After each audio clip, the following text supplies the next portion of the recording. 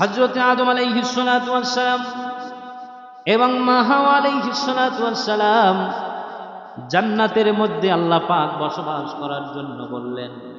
আল্লাহ পাক বললেন, وَقُلْنَا يَا آدَمُ اسْكُنْ أَنْتَ وَزَوْجُكَ الْجَنَّةَ وَكُلَا مِنْهَا رَغَدًا حَيْثُ شِئْتُمَا وَلَا تَقْرَبَا هَٰذِهِ الشَّجَرَةَ فَتَكُونَا مِنَ الظَّالِمِينَ। আল্লাহ রাব্বুল আলামিন বলেন, হে আদম এবং হে হাওয়া, আমি তোমাদের দুইজনকে আমি জান্নাতের মধ্যে থাকার জন্য আমি বললাম, তোমরা জান্নাতের মধ্যে যা ইচ্ছা তোমরা খাইতে পারবে, যা ইচ্ছা পান করতে পারবে, তোমরা যা চাইবে আমি আল্লাহ তা ব্যবস্থা করে দিব। সুবহানাল্লাহ বলেন।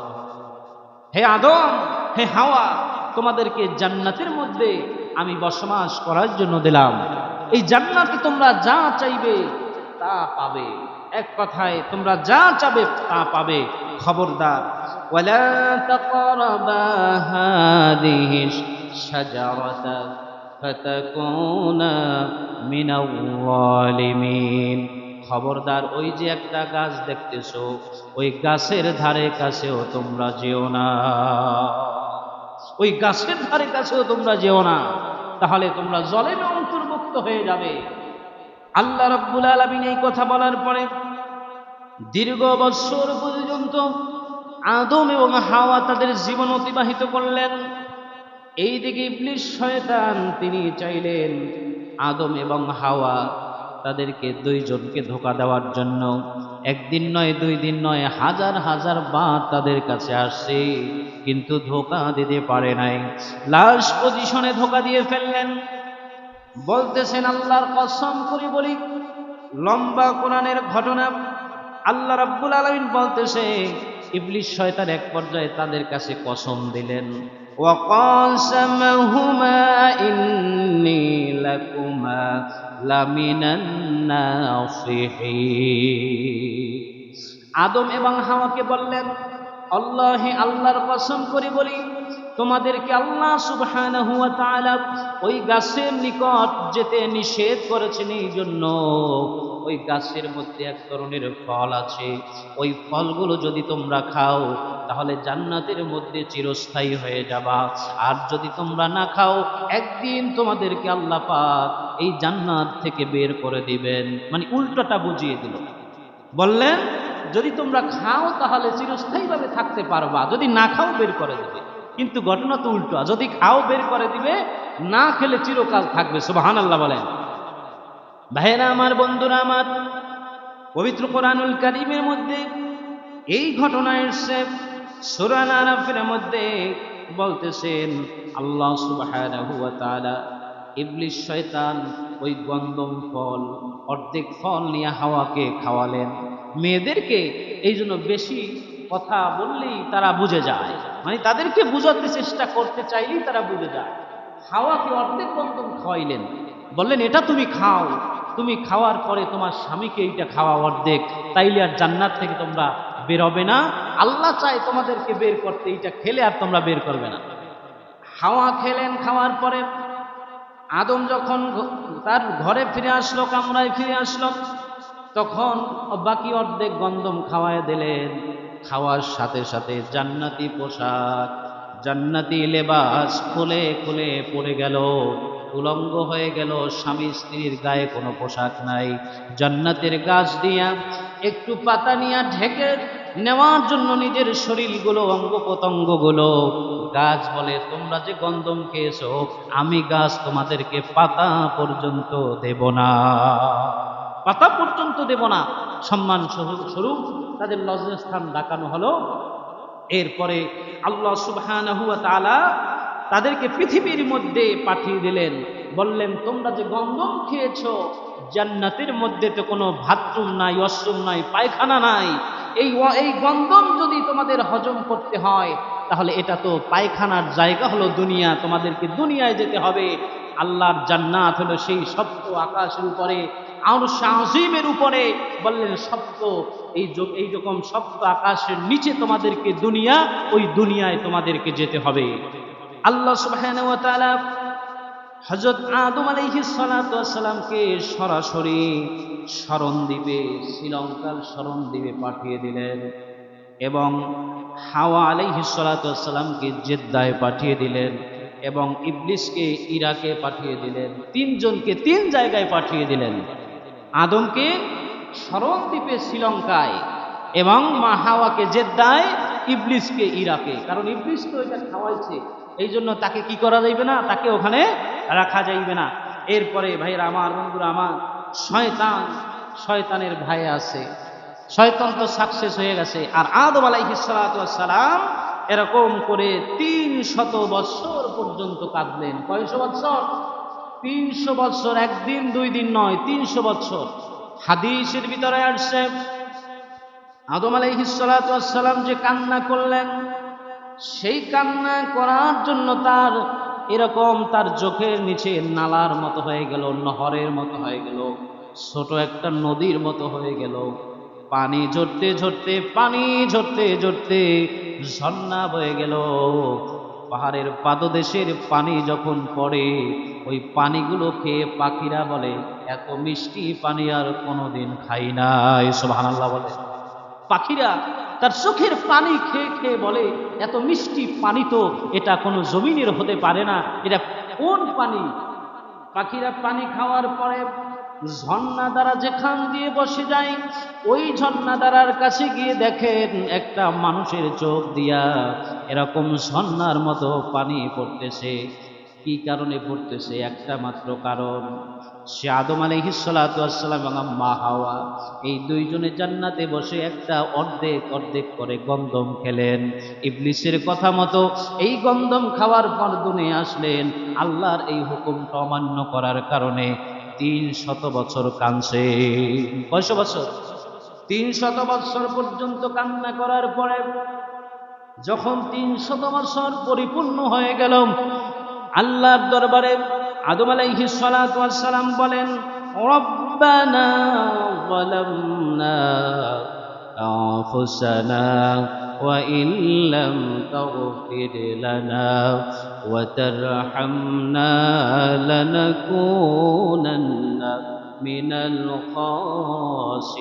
খাসিরিন। সুবহানাল্লাহ বলেন। ভাইরা আমার, বন্ধুরা আমার, হযরতে আদম আলাইহিস সালাতু ওয়াস সালাম এবং মা হাওয়া আলাইহিস সালাতু ওয়াস সালাম কাঁদতে নিজের আল্লাহর দরবারে এত পরিমাণ পর্যন্ত কাঁদে, কিন্তু আল্লাহ পাক দোয়া কবুল করে না। এতবার বলে দোয়া কবুল করে না।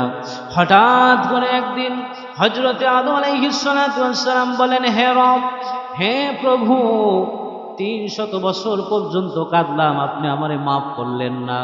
হে আমার রব, হে আমার প্রভু, আমাকে যখন আপনি আমার শরীরের মধ্যে প্রথম রূহ দিয়েছিলেন, এই সময় আরশে আজিমে লেখা দেখেছিলাম আপনার নামের পাশে লা ইলাহা ইল্লাল্লাহর পাশে মুহাম্মাদুর রাসূলুল্লাহ সাল্লাল্লাহু আলাইহি ওয়াসাল্লাম। এই নামের উসিলায় আপনি আমাকে মাফ করে দেন, আপনি আমাকে ক্ষমা করে দেন, রহম করেন, দয়া করেন। আল্লাহ রাব্বুল আলামিন 300 বছর পরে এইবার কথার জবাব দিলেন সরাসরি, ডাইরেক্ট। এই 300 বছর কোনো যোগাযোগ নাই, কথা নাই। কারণ কি? হুকুম অমান্য করেছে। আল্লাহ বললেন, হে আদম, আমি তোমাকে গন্ধম খাওয়ার জন্য দুনিয়ায় পাঠালাম, 300 বছর পর্যন্ত তুমি কাঁদলাম, একই বাক্য দিয়া, একই কথা দিয়া তুমি যখন 300 বছর কাঁদলা, আমি তোমাকে ক্ষমা করি নাই। যেই নামটা তুমি উচ্চারণ করেছো, আমি আর ক্ষমা না করে পারলাম না। সুবহানাল্লাহ বল। এতদিনে শরণদ্বীপ থেকে, শ্রীলঙ্কার শরণদ্বীপ থেকে হযরত আদম আলাইহিস সালাতু ওয়াস সালাম আস্তে ধীরে জেদ্দায়, এরকম আরাফার ময়দানে হাওয়া আলাইহিস সালাতু ওয়াস সালাম এবং আদম হাওয়ার এরকম মহররম মাসের 10 তারিখে আশুরার দিনে একত্রিত হন। এই দিনে আদম এবং হাওয়াকে ক্ষমা করে দেয়। সুবহানাল্লাহ বলেন। ইন্নাল্লাহা ওয়া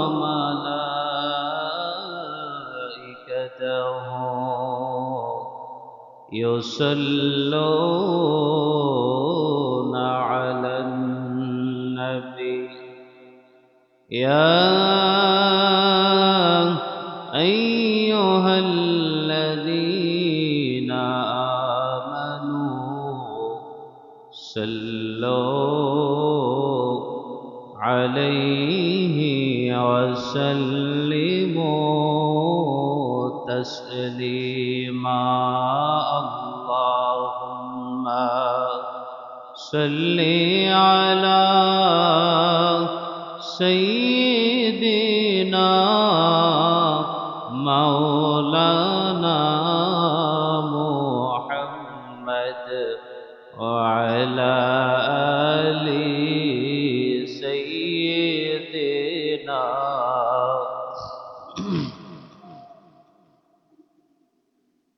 জোরে জোরে পড়রে দরুদ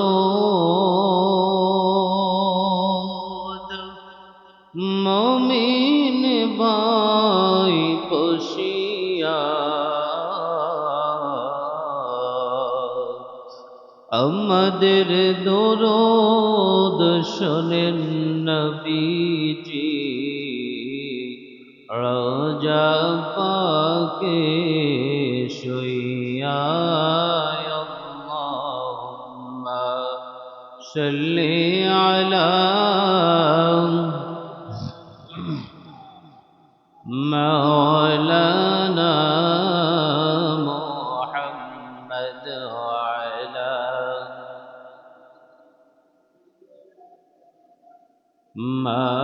মাওলানা মুহাম্মদ আফসোয়াকা জৈবায়াকা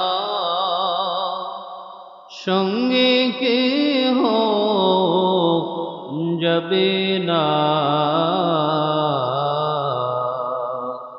বুক বাসাইয়া কাঁদবে সবাই রাখতে কে হো পারবে না আল্লাহুম্মা সাল্লি আলা মাওলানা মুহাম্মদ ওয়া আলা আলি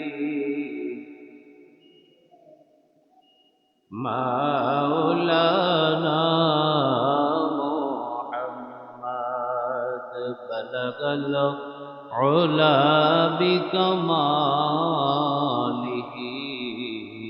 كشف الدجى بجماله حسنت جميع خصاله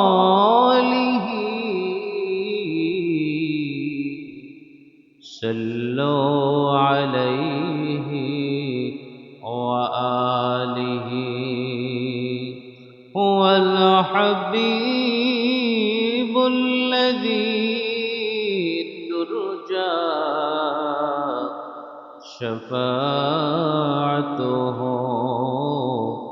لكل هول من الأحوال مقتيم بلغ العلا بكماله كشف الدجى بجماله حسنت جميع خصاله صلوا عليه وآله الصلاة والسلام عليك يا رسول الله الصلاة والسلام عليك يا حبيب الله الصلاة والسلام عليك يا شافع المذنبين الصلاة والسلام عليك يا رحمة للعالمين لا إله إلا الله لا إله لا إله ইল্লাল্লাহ লা ইলাহা হাসবি রাব্বি জাল্লাল্লাহ মা ফি কলবি গায়রুল্লাহ হাসবি রাব্বি জাল্লাল্লাহ মা ফি কলবি গায়রুল্লাহ নূর মুহাম্মদ সাল্লাল্লাহ লা ইলাহা ইল্লাল্লাহ লা ইলাহা ইল্লাল্লাহ লা ইলাহা আল্লাহ আল্লাহ আল্লাহ লা ইলাহা আল্লাহ আল্লাহ লা ইলাহা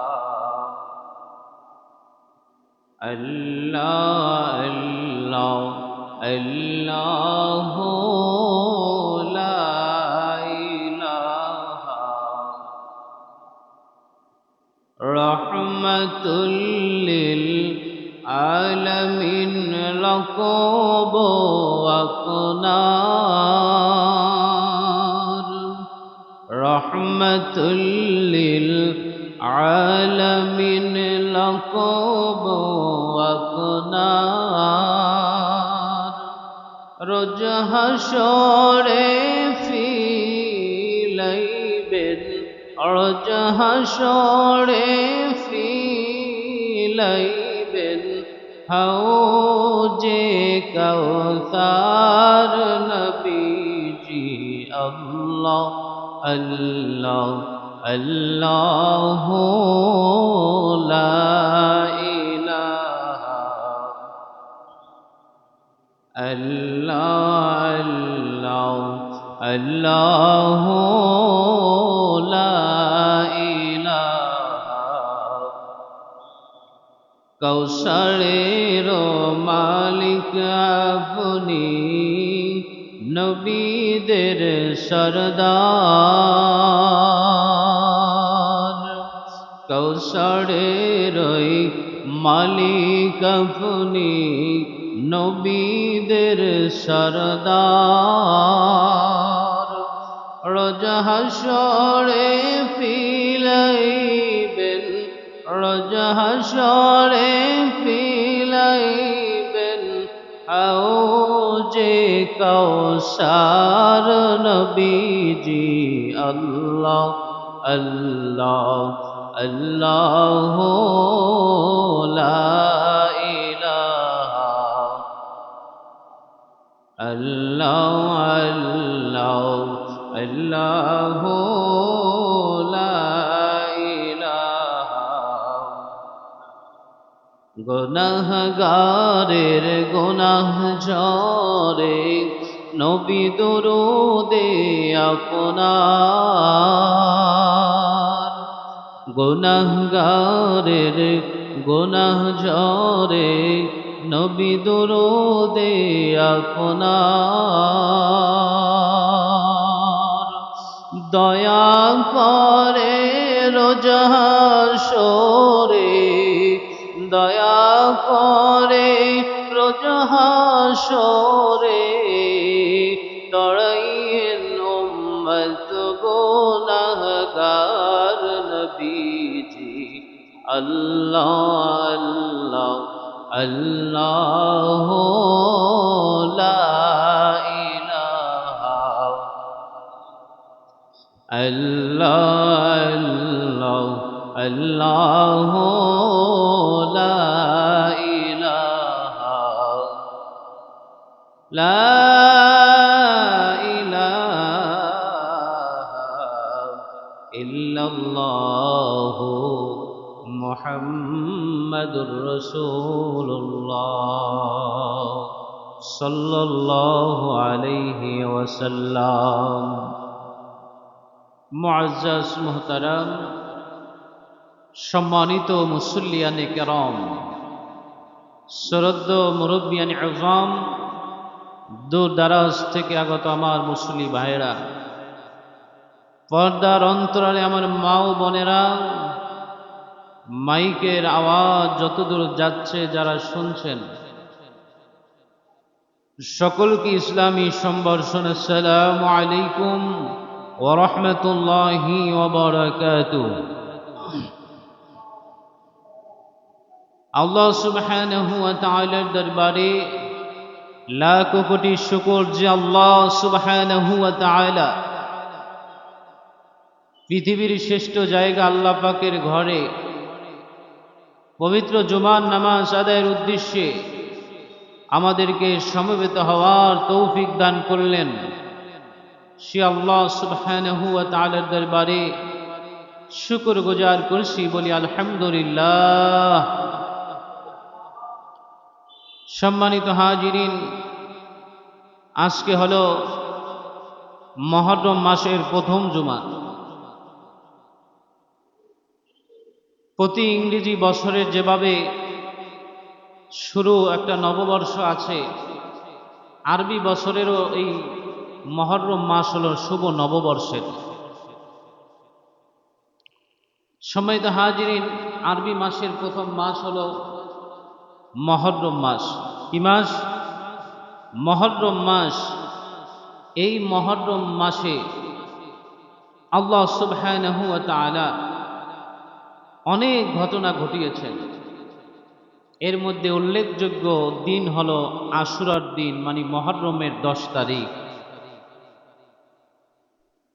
আল্লাহ সুবহানাহু ওয়া তাআলা পবিত্র কোরআনুল কারীমের মধ্যে ঘোষণা দিয়ে বলেন যে আমি মাস হিসাবে,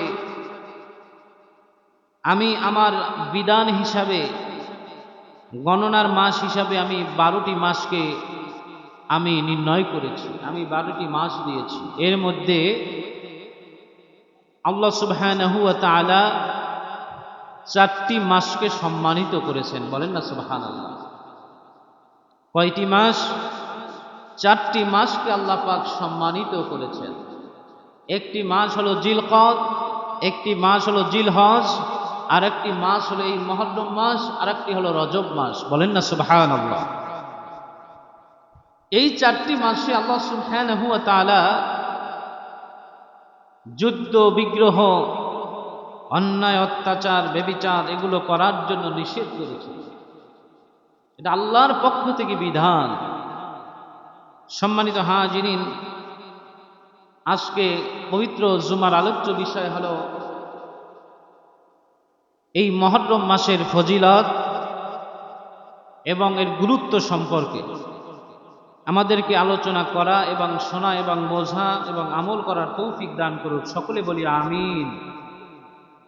সম্মানিত হাজিরিন, রাসূলুল্লাহ সাল্লাল্লাহু আলাইহি ওয়াসাল্লাম ইরশাদ করেছেন, আফদালুস সিয়ামি বা'দা রমাদানা শাহরুল্লাহিল মুহররম। রমজান মাসের পরে সর্বোত্তম সিয়াম হলো আশুরার রোজা। বলেন না সুবহানাল্লাহ। মুহররম মাসের রোজা। এ মাসে 10 তারিখে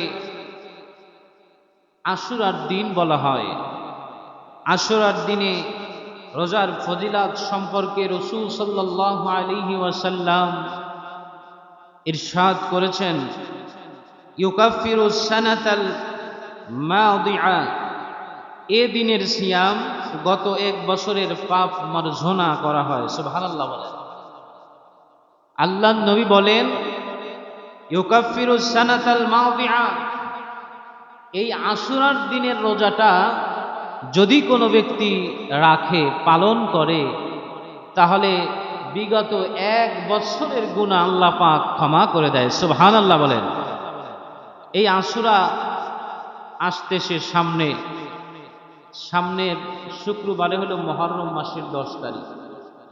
সামনের শুক্রবারে মুহররম মাসের 10 তারিখ। যারা রোজা রাখবে বৃহস্পতিবার সেহরি খেয়ে শুক্রবার রোজা পালন করবে। আর নবীজি সাল্লাল্লাহু আলাইহি ওয়াসাল্লাম ইরশাদ করেছেন, তোমরা যখন মুহররম মাসের আশুরা রোজা রাখবে, আগে অথবা পরে একটি অথবা দুইটি রোজা বাড়িয়ে রাখবে, কারণ ইহুদিরাও এই দিনে এই আশুরা রোজাকে তারা পালন করে।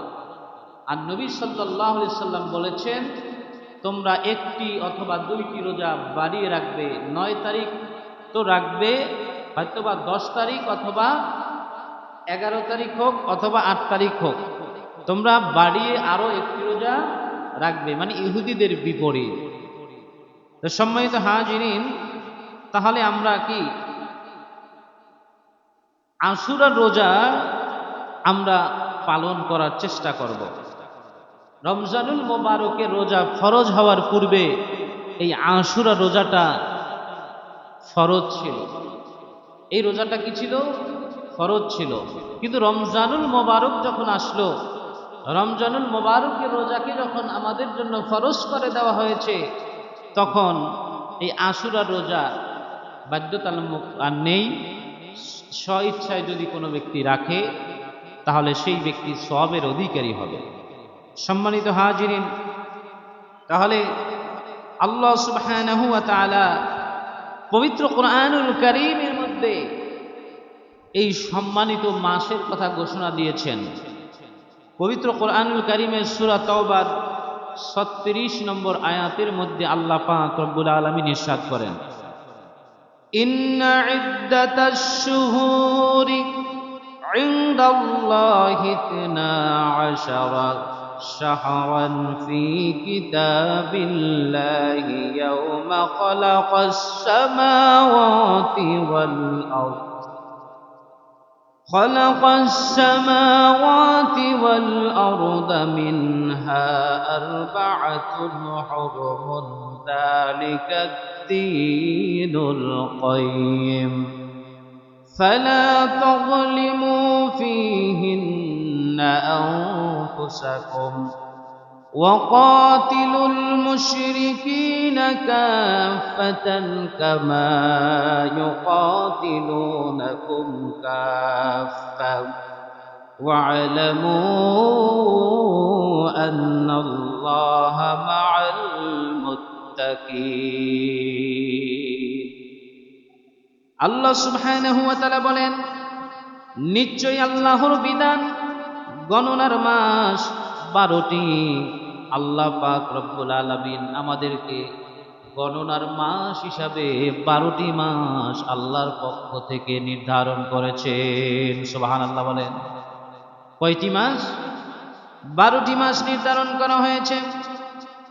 আসমান সমূহ এবং পৃথিবী সৃষ্টি যখন হয়েছে, ওই দিন থেকেই এই 12টি মাস নির্ধারণ করা হয়েছে।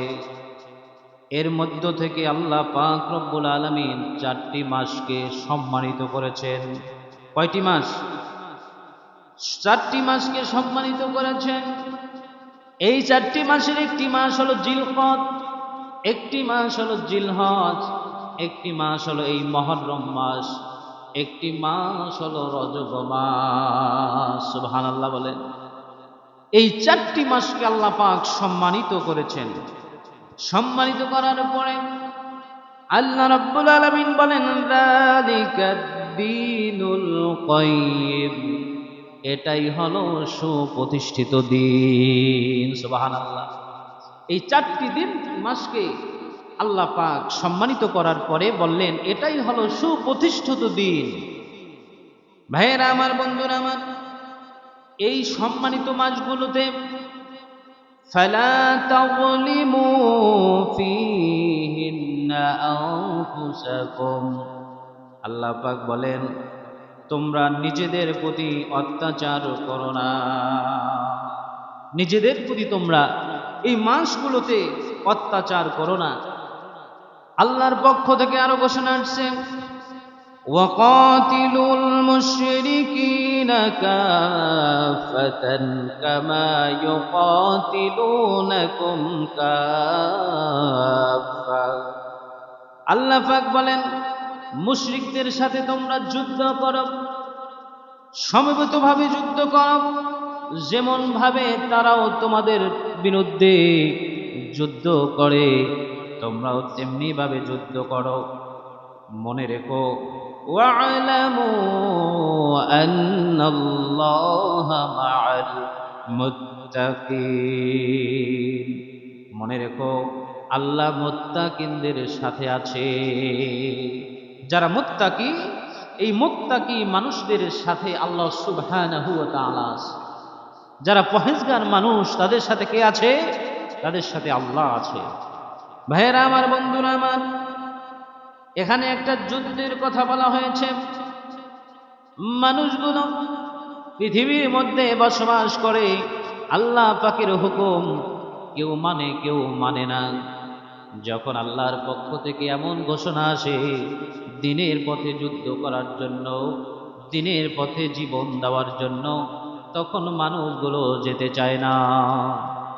আল্লাহ পাকের পক্ষ থেকে সূরা তাওবার 38 নম্বর আয়াতের মধ্যে আল্লাহ পাক রব্বুল আলামিন ঘোষণা দিয়ে বলেন, ইয়া আইয়ুহাল্লাযীনা আমানু মা লাকুম ইযা ক্বিলা লাকুম ইনফিরু ফী সাবীলিল্লাহি ইসতাকালতুম ইলাল আরদ أرضيتم الحياة الدنيا من الآخرة فما متاع الحياة الدنيا في الآخرة إلا قليل।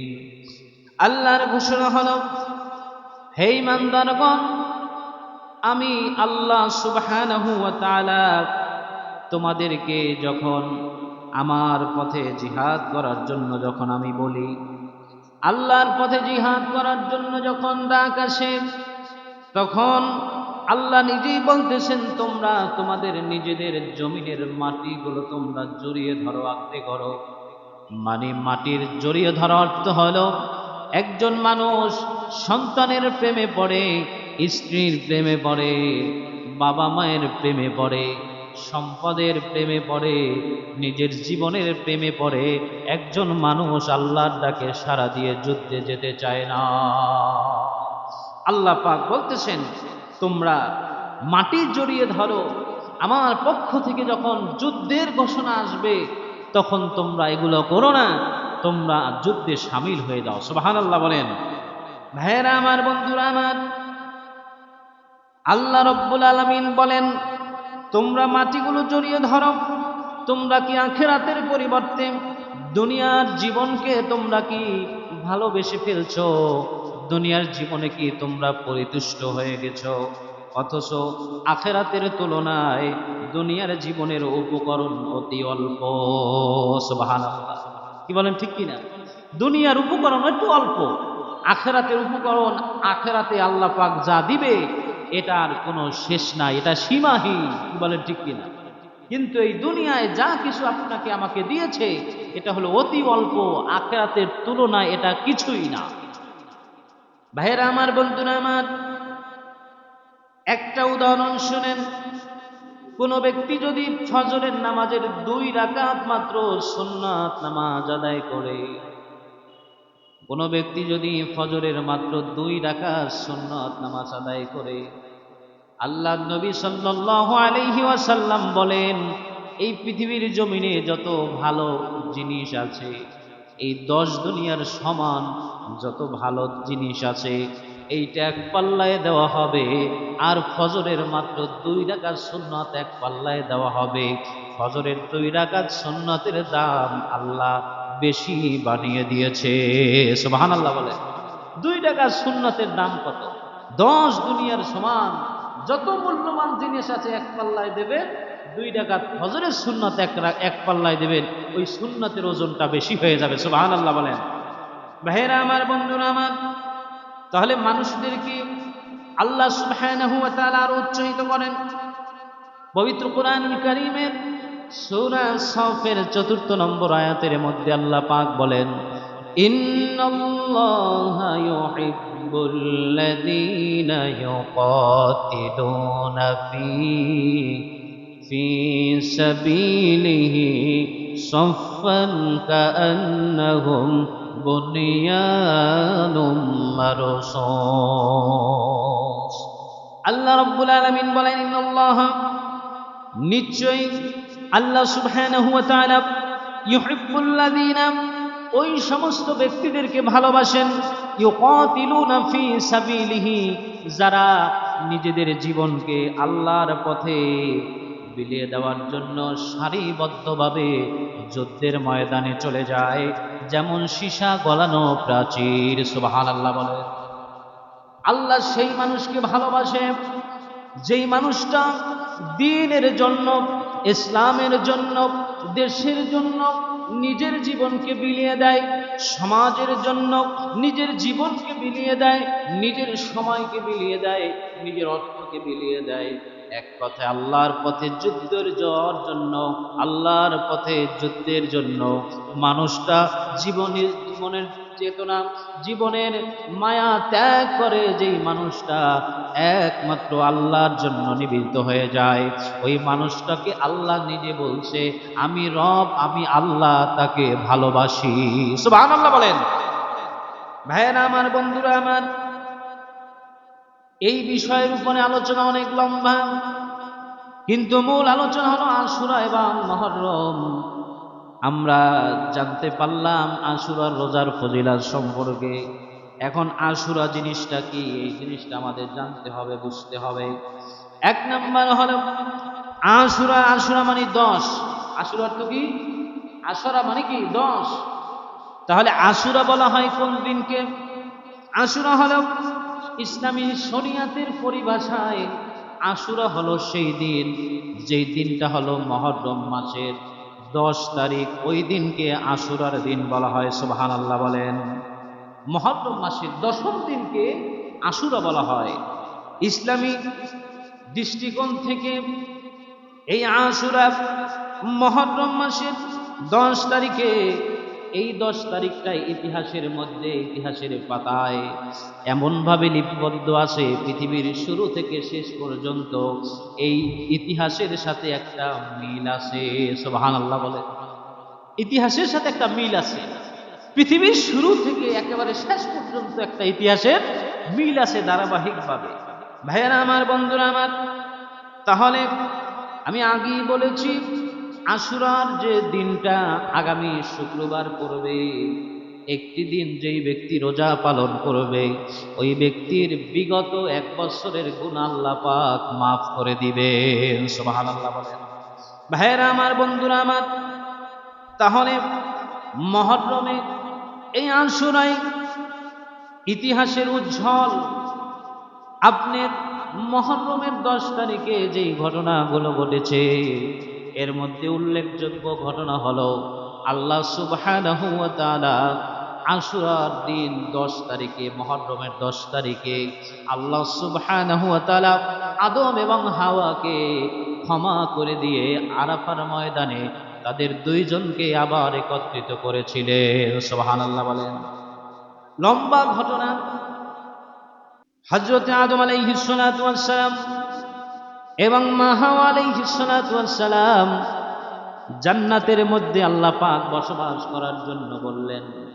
আল্লাহ পাক বললেন, ওয়া কুলনা ইয়া আদাম উসকুন আনতা ওয়া যাওজুকাল জান্নাতা ওয়া কুলা মিনহা রাগাদান হাইতু শি'তুমা ওয়া লা তাকরাবা হাযিহিশ শাজারাতা ফাতাকুনা মিনাল যালিমিন।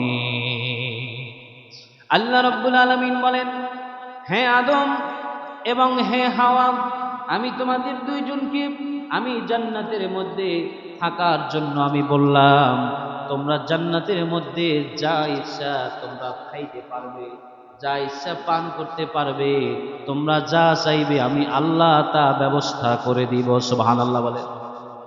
হে আদম, হে হাওয়া, তোমাদেরকে জান্নাতের মধ্যে আমি বসবাস করার জন্য দিলাম। এই জান্নাতে তোমরা যা চাইবে তা পাবে। এক কথায় তোমরা যা চাবে তা পাবে। খবরদার, ওয়ালা তাকরাবা হাদিহিশ শাজারাতা ফাতাকুনা মিনাল যালিমিন। খবরদার, ওই যে একটা গাছ দেখতেছো, ওই গাছের ধারে কাছেও তোমরা যেও না। ওই গাছের ধারে কাছেও তোমরা যেও না, তাহলে তোমরা জালেমে অন্তর্ভুক্ত হয়ে যাবে। আল্লাহ রাব্বুল আলামিন এই কথা বলার পরে দীর্ঘ বছর পর্যন্ত আদম এবং হাওয়া তাদের জীবন অতিবাহিত করলেন। এইদিকে ইবলিস শয়তান তিনি চাইলেন আদম এবং হাওয়া তাদেরকে দুইজনকে ধোঁকা দেওয়ার জন্য একদিন নয়, দুই দিন নয়, হাজার হাজার বার তাদের কাছে আসছে, কিন্তু ধোঁকা দিতে পারে নাই। লাস্ট পজিশনে ধোঁকা দিয়ে ফেললেন। বলতেছেন, আল্লাহর কসম করে বলি, লম্বা কোরআনের ঘটনা। আল্লাহ রাব্বুল আলামিন বলতেছে, ইবলিস শয়তান এক পর্যায়ে তাদের কাছে কসম দিলেন, ওয়াকাসামাহুমা ইন্নী লাকুমা লামিনান নাসিহিন। আদম এবং হাওয়াকে বললেন, আল্লাহে, আল্লাহর কসম করে বলি, তোমাদেরকে আল্লাহ সুবহানাহু ওয়া তাআলা ওই গাছের নিকট যেতে নিষেধ করেছেন। এই জন্য ওই গাছের মধ্যে এক ধরনের ফল আছে, ওই ফলগুলো যদি তোমরা খাও তাহলে জান্নাতের মধ্যে চিরস্থায়ী হয়ে যাবা। আর যদি তোমরা না খাও, একদিন তোমাদেরকে আল্লাহ পাক এই জান্নাত থেকে বের করে দিবেন। মানে উল্টোটা বুঝিয়ে দিল। বললেন, যদি তোমরা খাও তাহলে চিরস্থায়ীভাবে থাকতে পারবা, যদি না খাও বের করে দিবে। কিন্তু ঘটনা তো উল্টো, যদি খাও বের করে দিবে, না খেলে চিরকাল থাকবে। সুবহানাল্লাহ বলেন। ভাইরা আমার, বন্ধুরা আমার, পবিত্র কোরআনুল কারীমের মধ্যে এই ঘটনা এসেছে। সূরা আরাফের মধ্যে বলতেছেন আল্লাহ সুবহানাহু ওয়া তাআলা, ইবলিস শয়তান ওই গন্ধম ফল, অর্ধেক ফল নিয়ে হাওয়াকে খাওয়ালেন। মেয়েদেরকে এই জন্য বেশি কথা বললেই তারা বুঝে যায়, মানে তাদেরকে বুঝাতে চেষ্টা করতে চাইলেই তারা বুঝে যায়। হাওয়াকে অর্ধেক গন্ধম খাওয়াইলেন, বললেন, এটা তুমি খাও, তুমি খাওয়ার পরে তোমার স্বামীকে এইটা খাওয়া অর্ধেক, তাইলে আর জান্নাত থেকে তোমরা বের হবে না। আল্লাহ চায় তোমাদেরকে বের করতে, এইটা খেলে আর তোমরা বের করবে না। হাওয়া খেলেন, খাওয়ার পরে আদম যখন তার ঘরে ফিরে আসলো, কামরায় ফিরে আসলো, তখন বাকি অর্ধেক গন্ধম খাওয়ায় দিলেন। খাওয়ার সাথে সাথে জান্নাতি পোশাক, জান্নাতি লেবাস খুলে খুলে পড়ে গেল, উলঙ্গ হয়ে গেল। স্বামী স্ত্রীর গায়ে কোনো পোশাক নাই। জান্নাতের গাছ দিয়া একটু পাতা নিয়ে ঢেকে নেওয়ার জন্য নিজের শরীরগুলো, অঙ্গ প্রত্যঙ্গগুলো, গাছ বলে, তোমরা যে গন্ধম খেয়েছো, আমি গাছ তোমাদেরকে পাতা পর্যন্ত দেব না, পাতা পর্যন্ত দেব না। সম্মান স্বরূপ তাদের লজ্জাস্থান ডাকানো হলো। এরপরে আল্লাহ সুবহানাহু ওয়া তাআলা তাদেরকে পৃথিবীর মধ্যে পাঠিয়ে দিলেন। বললেন, তোমরা যে গন্ধম খেয়েছো, জান্নাতের মধ্যে তো কোনো বাথরুম নাই, ওয়াশরুম নাই, পায়খানা নাই। এই গন্ধম যদি তোমাদের হজম করতে হয়, তাহলে এটা তো পায়খানার জায়গা হলো দুনিয়া, তোমাদেরকে দুনিয়ায় যেতে হবে। আল্লাহর জান্নাত হলো সেই সপ্ত আকাশের উপরে, আরশ আজিমের উপরে। বললেন, সপ্ত এই রকম সপ্ত আকাশের নিচে তোমাদেরকে দুনিয়া, ওই দুনিয়ায় তোমাদেরকে যেতে হবে। আল্লাহ সুবহানাহু ওয়া তাআলা হযরত আদম আলাইহিস সালাতু ওয়াস সালামকে সরাসরি শরণদ্বীপে, শ্রীলঙ্কার শরণদ্বীপে পাঠিয়ে দিলেন, এবং হাওয়া আলাইহিস সালাতু ওয়াস সালামকে জেদ্দায় পাঠিয়ে দিলেন, এবং ইবলিসকে ইরাকে পাঠিয়ে দিলেন। তিনজনকে তিন জায়গায় পাঠিয়ে দিলেন। আদমকে শরণদ্বীপে শ্রীলঙ্কায়, এবং মা হাওয়াকে জেদ্দায়, ইবলিসকে ইরাকে। কারণ ইবলিস তো এটা খাওয়াইছে, এই জন্য তাকে কি করা যাইবে না, তাকে ওখানে রাখা যাইবে না। এরপরে ভাইরা আমার, বন্ধুরা আমার, শয়তানের ভাই আছে। শয়তান তো সাকসেস হয়ে গেছে। আর আদম আলাইহিস সালাতু ওয়াস সালাম এরকম করে 300 বছর পর্যন্ত কাঁদলেন। কয়শো বছর? 300 বছর। একদিন দুই দিন নয়, 300 বছর। হাদিসের ভিতরে আসছে, আদম আলাইহিস সালাতু ওয়াস সালাম যে কান্না করলেন, সেই কান্না করার জন্য তার এরকম তার চোখের নিচে নালার মতো হয়ে গেল, নহরের মতো হয়ে গেল। ছোট একটা নদীর মতো হয়ে গেল। পানি ঝরতে ঝরতে পানি ঝরতে ঝরতে ঝর্ণা বয়ে গেল। পাহাড়ের পাদদেশের পানি যখন পড়ে, ওই পানিগুলো খেয়ে পাখিরা বলে এত মিষ্টি পানি আর কোনোদিন খাই নাই। সুবহানাল্লাহ বলে। পাখিরা তার চোখের পানি খেয়ে খেয়ে বলে এত মিষ্টি পানি তো এটা কোনো জমিনের হতে পারে না, এটা কোন পানি? পাখিরা পানি খাওয়ার পরে ঝর্ণা দ্বারা যেখান দিয়ে বসে যায়, ওই ঝর্ণা দ্বারার কাছে গিয়ে দেখেন একটা মানুষের চোখ দিয়া এরকম ঝর্ণার মতো পানি পড়তেছে। কি কারণে পড়তেছে? একটা মাত্র কারণ, সে আদম আলাইহিস সালাতু ওয়াস সালাম এবং মা হাওয়া এই দুইজনে জান্নাতে বসে একটা অর্ধেক অর্ধেক করে গন্ধম খেলেন। ইবলিসের কথা মতো এই গন্ধম খাওয়ার পর দুনিয়া আসলেন। আল্লাহর এই হুকুমটা অমান্য করার কারণে ৩০০ বছর কাঁদছে। কয়শো বছর?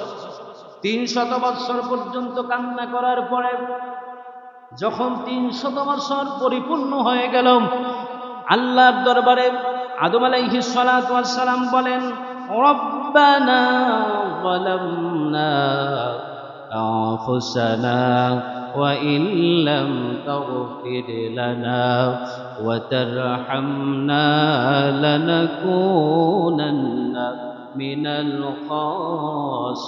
খাসিরিন। সুবহানাল্লাহ বলেন। ভাইরা আমার, বন্ধুরা আমার, হযরতে আদম আলাইহিস সালাতু ওয়াস সালাম এবং মা হাওয়া আলাইহিস সালাতু ওয়াস সালাম কাঁদতে কাঁদতে কাঁদতে কাঁদতে নিজের আল্লাহর দরবারে এত পরিমাণ পর্যন্ত কাঁদে, কিন্তু আল্লাহ পাক দোয়া কবুল করে না। এতবার বলে দোয়া কবুল করে না। হঠাৎ করে একদিন হযরতে আদম আলাইহিস সালাতু ওয়াস সালাম বলেন, হে রব, হে প্রভু, ৩০০ বছর পর্যন্ত কাঁদলাম, আপনি আমারে মাফ করলেন না।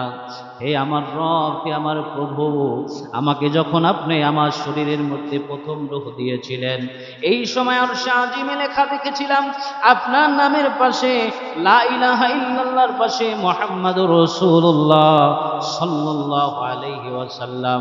এই নামের উসিলায় আপনি আমাকে মাফ করে দেন, আপনি আমাকে ক্ষমা করে দেন, রহম করেন, দয়া করেন। আল্লাহ রাব্বুল আলামিন ৩০০ বছর পরে এইবার কথার জবাব দিলেন সরাসরি, ডাইরেক্ট। এই ৩০০ বছর কোনো যোগাযোগ নাই, কথা নাই। কারণ কি? হুকুম অমান্য করেছে।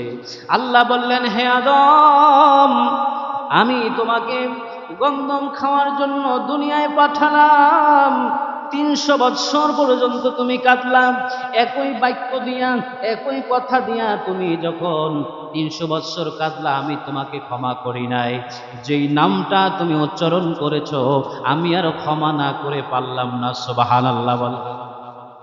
এতদিনে শরণদ্বীপ থেকে, শ্রীলঙ্কার শরণদ্বীপ থেকে হযরত আদম আলাইহিস সালাতু ওয়াস সালাম আস্তে ধীরে আস্তে ধীরে আস্তে আস্তে জেদ্দায়, এরকম আরাফার ময়দানে হাওয়া আলাইহিস সালাতু ওয়াস সালাম এবং আদম হাওয়ার এরকম মহররম মাসের 10 তারিখে আশুরার দিনে একত্রিত হন। এই দিনেই আদম এবং হাওয়াকে ক্ষমা করে দেয়। সুবহানাল্লাহ বলেন। ভাইয়েরা আমার, বন্ধুরা আমার, অনেক লম্বা ঘটনা। এই আশুরার দিনে হযরত নূহ আলাইহিস সালাতু ওয়াস সালামের জমানায় যেই প্লাবন হয়েছিল, যেই বন্যা হয়েছিল, যেই নৌকাটায় দিয়ে নূহ আলাইহিস সালাতু ওয়াস সালাম এবং তার অনুসারীরা এরকম করে সমুদ্র নয় সারা পৃথিবী যখন তলিয়ে গিয়েছিল, এরকম সমুদ্রর মতো হাজার হাজার সমুদ্র এক করলেও হবে না, এরকম সারা পৃথিবী পানিতে এরকম ডুবে গিয়েছিল। জমিন থেকে 50 হাত উপরে পানি হয়েছিল। যেই দিন নূহ আলাইহিস সালাতু ওয়াস সালামের সময়ে যেই বন্যাটা থেমেছিল, নৌকাটা যেদিন থেমেছিল যদি পাহাড়ের পাশে, ওই দিন ছিল মুহররম মাসের 10 তারিখ, আশুরার দিন। সুবহানাল্লাহ বলে। ভাইয়েরা আমার, বন্ধুরা আমার, এই মুহররম মাসের 10 তারিখ আশুরার দিনে হযরতে ইদ্রিস আলাইহিস সালাতু ওয়াস সালামকে আল্লাহ পাক সম্মান দান করলেন। ইদ্রিস আলাইহিস সালাতু ওয়াস সালাম নবী, এমন একজন সম্মানিত ব্যক্তি, তার পেশা ছিল কাপড় সেলাই করা। কি ছিল? তার পেশা ছিল কাপড় সেলাই করা। ইদ্রিস আলাইহিস সালাতু ওয়াস সালাম কাপড় সেলাই করতেন, মানুষ কাপড় নিয়ে আসতেন, সেলাই করে দিতেন, পয়সা নিতেন না। সুবহানাল্লাহ বলেন। একজন নবী হয়ে তিনি কি করতেন? কাপড় সেলাই করতেন, মানুষদেরকে ফ্রি কাপড় সেলাই করে দিতেন, কোনো পয়সা নিতেন না। আল্লাহর হুকুম মতো তিনি ইবাদত করতেন, আল্লাহর হুকুম মতো মানুষদেরকে দাওয়াত দিতেন। এক পর্যায়ে এত সম্মানিত ব্যক্তি হলেন তিনি, আল্লাহর পক্ষ থেকে ঘোষণা হলো একজন সম্মানিত ব্যক্তি। যেই ঘোষণাটা আসছিল ইদ্রিস আলাইহিস সালাতু ওয়াস সালামের প্রতি, ওই দিনটা ছিল আশুরার দিন। সুবহানাল্লাহ বলেন। হযরত ইদ্রিস আলাইহিস সালাতু ওয়াস সালামের একটি ঘটনা, ইদ্রিস আলাইহিস সালাতু ওয়াস সালাম ইবাদত করতেন, মানুষের ফ্রি কাপড় সেলাই করতেন। এত ভালো একজন মানুষ হিসাবে মনোনীত হলেন।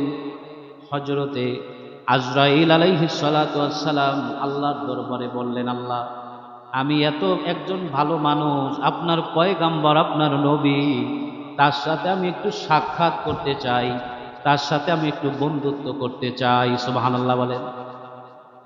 আল্লাহ রাব্বুল আলামিন বলেন, ঠিক আছে, যাও, তুমি যখন আমার বন্ধুর সাথে সাক্ষাৎ করতে চাও তাহলে যাও। আজরাইল আলাইহিস সালাতু ওয়াস সালাম একদিন, 2 দিন, 3 দিন, 5 দিন আসতে আসতে তার সাথে একটা সুসম্পর্ক হয়ে গেল, বন্ধু হয়ে গেল। এরকম করে এত সৎ এবং এত নিষ্ঠা দেখে তার মনের মধ্যে প্রেম ভালোবাসা আরো জেগে গেল। আল্লাহ সুবহানাহু ওয়া তাআলার হুকুম ছাড়া কিছু হয় না। ইদ্রিস আলাইহিস সালাতু ওয়াস সালাম একদিন বললেন, ভাই, আপনি তো আজরাইল, আপনি তো জান কবজ করেন, আপনি আমার জানটা একটু কবজ করেন, জানটা কবজ করে আবার আমার শরীরের মধ্যে দিবেন, কারণ আমার যখন মৃত্যু হবে তখন তো আবার জান আপনার কবজ করতে হবে। আল্লাহর কাছে অনুমতি নিলেন, বললেন, আল্লাহ, আপনার পয়গম্বর জান কবজ করে আবার তার শরীরে দেওয়ার জন্য বলছেন, কি করব? আল্লাহ বললেন, যদি চায় তাহলে করো। ইদ্রিস আলাইহিস সালাতু ওয়াস সালামের জান কবজ করলেন। জান কবজ করার পর ইদ্রিস আলাইহিস সালাতু ওয়াস সালামের শরীরে আবার দিয়ে দিলেন। ইদ্রিস আলাইহিস সালাতু ওয়াস সালাম একদিন আবদার করলেন, আমাকে আল্লাহ পাকের জান্নাত দেখানোর জন্য। এরকম করে ইদ্রিস আলাইহিস সালাতু ওয়াস সালাম আজরাইল এরকম নিয়ে গেলেন। প্রথম আসমান, দ্বিতীয় আসমান, তৃতীয় আসমান ভ্রমণ করিয়া উড়িয়া উড়িয়া যাইয়া জান্নাতের সামনে, এরকম দারোয়ানের সামনে কথা বলে বললেন, জান্নাতের মধ্যে তো কোনো মানুষ এখন ঢোকানো সম্ভব নয়। বললেন, আল্লাহ পাক বলছে। তখন বললেন, আপনি যে জান্নাতের মধ্যে যাবেন, গিয়ে যে আর আসবেন, এর প্রমাণ কি? বললেন, যাও, আমার জুতা জান্নাতের সামনে, গেটের সামনে আমি রেখে গেলাম, আমি আবার ফিরে আসবো। সুবহানাল্লাহ, আবার ফিরে আসবো। ইদ্রিস আলাইহিস সালাতু ওয়াস সালাম জান্নাতের মধ্যে ঢোকার পরে জান্নাতের সামনে একটা বাগান আছে, ওই বাগান পর্যন্ত পৌঁছতে পারছে, কিন্তু জান্নাতের ভিতরে ঢুকতে পারে নাই। ইদ্রিস আলাইহিস সালাতু ওয়াস সালাম বলেন, আমি ওখানে দেখলাম যে লা ইয়াদখুলুল জান্নাতা ইল্লা মুহাম্মাদুর রাসূলুল্লাহ সাল্লাল্লাহু আলাইহি ওয়াসাল্লাম, মুহাম্মদ সাল্লাল্লাহু আলাইহি ওয়াসাল্লাম এই জান্নাতের গেট থেকে প্রবেশ না করা পর্যন্ত কোনো মানুষ জান্নাতে প্রবেশ করতে পারবে না। সুবহানাল্লাহ বলেন। এখন জান্নাতের মধ্যে ঢুকলেন, আজরাইল সামনে দাঁড়ানো, আসতে বলে আসে না। জান্নাতের যে দারোয়ান, গেট দারোয়ানের কাছে বললেন, যাও, তুমি বলে দাও একজন মানুষের মৃত্যু কয়বার হয়? বললেন, একবারই হয়। বললেন যে এই মৃত্যুটা আমার তো হয়ে গেছে। সুবহানাল্লাহ বলে।